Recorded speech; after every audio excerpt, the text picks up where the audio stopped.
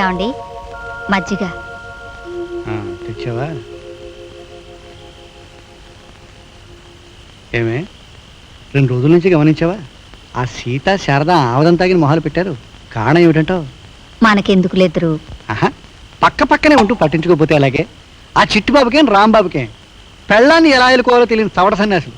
ఆ కాలం కాపురాల్లాగా ఈ కాలం పిల్లల వశమా? కష్టాలు కడుపులో దాచుకునేవాళ్ళు వాళ్ళు, కదిపితే కక్కేస్తారు వీళ్ళు. మా బాగా చెప్పావు. అసలు పాతకాలం కాపురాలు పొగాకు చుట్టలాంటివి.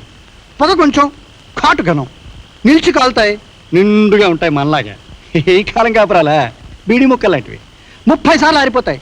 గట్టిగా దమ్ పీల్చామనుకో అయిపోతాయి. మనసుకు రాని పనగ సాయి. నవ్వుతున్నావు? ఏం లేదు, మీ గొంతింతకు ముందులా లేదు, కొంచెం జీరొస్తుంది. జీర కాదా, మున్సిపల్ నీళ్లు తాగి తాగి కంఠం తుప్పు పెట్టింది. ఆ రోజుల్లో చిత్తూరు నాగేలాగా పడేవాడిని.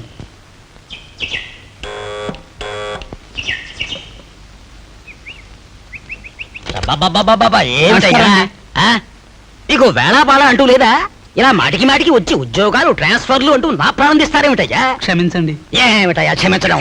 ఈ రోజుల్లో బిఈడి పాస్ అయిన వాళ్ళు కూడా 1వ తరగతి చదువు చెప్పడానికి కూడా సిద్ధపడుతున్నారు. ఇక మీ ఆవిడ మెట్రిక్యులేషన్ కాదండి, పియూసి.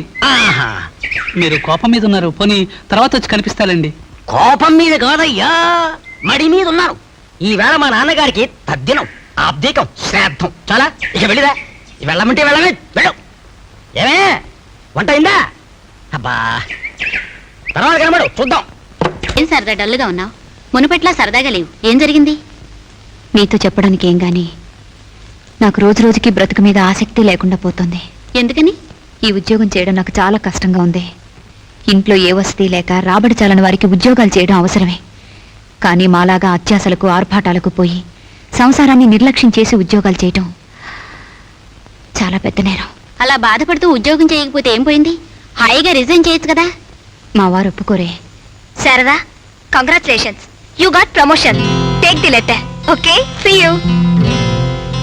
రాజీనామా గురించి అనుకుంటుంటే ప్రమోషన్ వచ్చిందేంటే శారదా? అదే విధి. ఏమిటి విశేషం గురు? స్వీట్లు పంచుతున్నారు? మీకందరికీ ఓ శుభవార్త. మీరు రాజీనామా చేస్తున్నారు సార్? శకుల పక్షి, నన్ను ఎప్పుడు బయటకు పంపించాలని చూస్తున్నావా? మా ఆవిడకి ప్రమోషన్ వచ్చిందయ్యా. Sorry sir. Thank you sir. Thank you. ఆడపిల్ల మగపిల్లవాడా గురు? ప్రమోషన్ అంటే ప్రసవం కాదురా, ఉన్న హోదా పెరగటం. మరి అయితే హోదాతో పాటు జీతం కూడా పెరుగుతుందా గురు? ఓ, మొన్నటిదాకా మా ఆవిడ జీతం 650 రూపాయలు, ఇప్పుడు 1000 రూపాయలు. అంటే ఒకేసారి 350 రూపాయలు పెరిగిపోయింది అనమాట. మరైతే సంతోషిస్తావు ఎందుకమ్మా? ఇప్పటి వరకు నీ పెళ్ళానికి నువ్వు మహారాజు, ఇక నుండి మరచెంబు.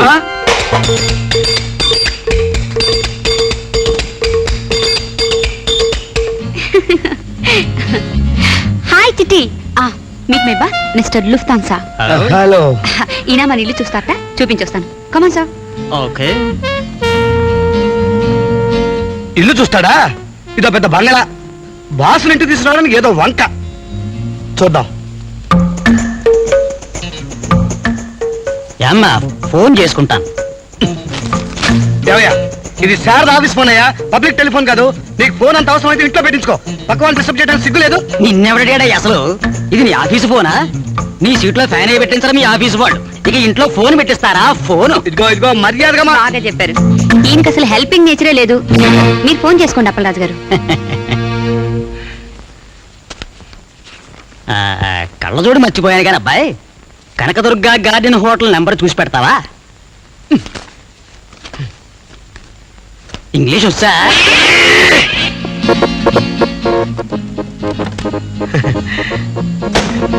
ఆగండి, ఇది అమ్మగారు ఆఫీస్ కాదు, మీరు ఎక్కకూడదు.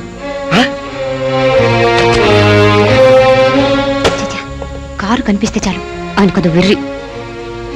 ఇదిగో చూడండి, మీరు మామూలుగానే బస్సులో వెళ్ళండి, తొందరగా వెళ్ళండి, మీకు ఆఫీస్ టైం అవుతుంది. డ్రైవర్ నువ్వు పోనీ.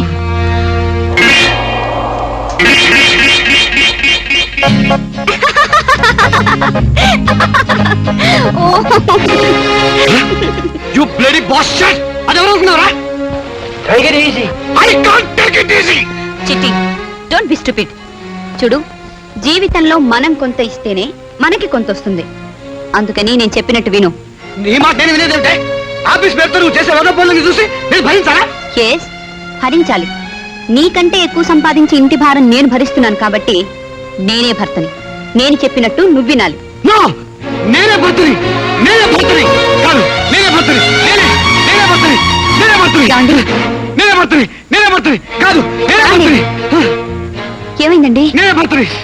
ఏమిటండి? నేనే భర్తని. అవును, నేనే భర్తని. చిట్టి, రే చిట్టి, తెలివి తెచ్చుకో. నాన్న, నాకు ఇప్పుడు బాగా తెలివిచ్చింది నాన్న. నేనే భర్తని. ఇది ఎక్కడ గొడవరా? అర్ధరాత్రి పూట పక్కన పెళ్ళాం పడుకొని ఉండగా ఇంత పెద్ద సందేహం వచ్చింది నీకు? నువ్వే భర్తవే, ఎవడు కాదన్నాడు ఇప్పుడు? మరి ఆ జర్మన్ బాసు, ఆ కారు, ఆ టెలిఫోను.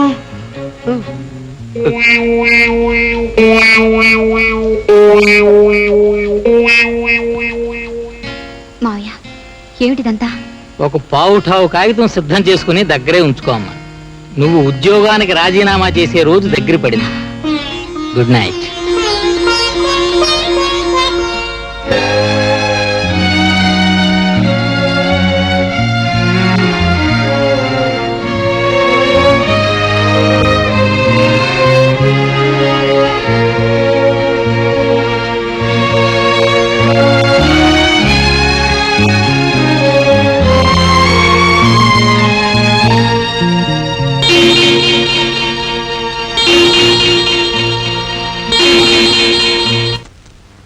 సీత, ఇవిగో 200. అసలు అతను ముఖమే మర్చిపోయాను నేను. ఎప్పుడో వాళ్ళ అబ్బాయికి లెక్కలు చెప్పానట. ట్యూషన్ ఫీజు కూడా ఇవ్వకుండా ట్రాన్స్ఫర్ అయ్యి వైజాగ్ వెళ్ళిపోయారట. అనుకోకుండా ఏదో పని మీద వచ్చి బజార్లో నన్ను చూసి గుర్తుపట్టి టప్పిమని 200 ఇచ్చేశారు. గ్రేట్ మ్యాన్, భలే ఇవిగో 200. కిషన్ కర్రేది బయట ఒకటే ఎండ, ఒళ్ళంతా చిరమరలాడిపోతుంది. నాకైతే కంపరం ఎత్తిపోతోంది. Just joke. అంతే కదా, వెరీ గుడ్. అవును, టిఫిన్ ఉంది వేడిగా? నేనున్నాను, ఫోన్ చేస్తారా? Just joke. జోకులు బాగానే ఉన్నాయి కానీ నాకు ఆకలిస్తోంది. ఎన్నిసార్లు లెక్క పెడతావు? సరిగానే ఉంటుందిలే. నా లెక్క మాత్రం తప్పైందే మరి. Not just joke. 200 అన్నారు, 170 ఉంది. అది 30 రూపాయలు ఖర్చు అయిందిలే. 100కి 15. ఖర్చు లాగైతే బాగుపడతావా? ఏమిటో అనేది అసలు? అసలే అంటున్నాను, వడ్డీ అనలేదే. అవును, ఆవురవరమంటూ ఇంటికొచ్చి ఆకలి అంటున్నారు. ఆ 30 రూపాయలకి 3 రోజులు 3 పూట్లా తినొచ్చు కదా.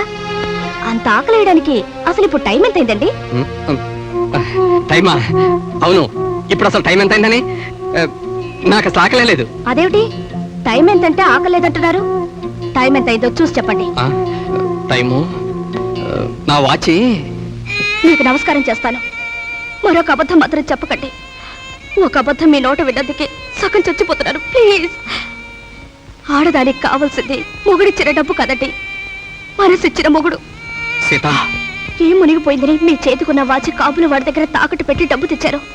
అంతకన్నా ముందు ఎందుకు నాతో అబద్ధం ఆడారు? సీత, మొగుడెప్పుడు మోసం చేయడానికి అబద్ధం చెప్పడు, ప్రేమతో కూడా చెప్తాడు. నువ్వు నా భార్యవి, నిన్ను సుఖపెట్టావు నా విధి.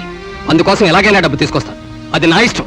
నేను మీ భార్యని, మిమ్మల్ని సంతోష పెట్టడం కూడా నా విధి. అందుకోసం ఎలాగైనా పోయి నేను డబ్బు తెస్తాను. సీత,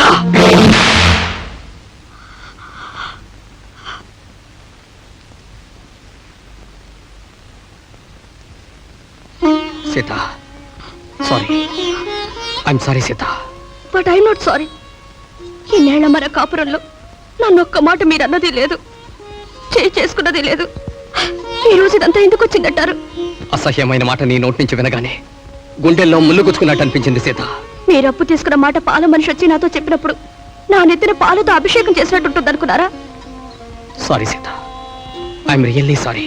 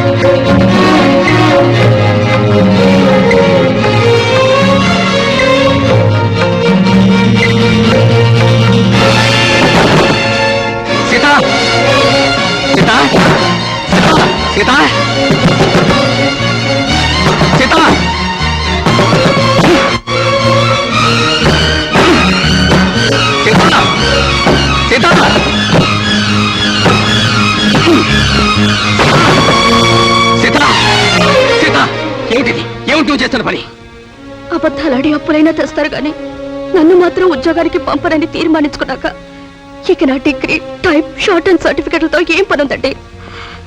అందుకే వాటిని తగలబెడదామని. అమ్మయ్యా, నేను ఇంకేమో అనుకొని భయపడ్డాను. నన్ను నేను తగలబెట్టుకునే హక్కు నాకెక్కడదండి.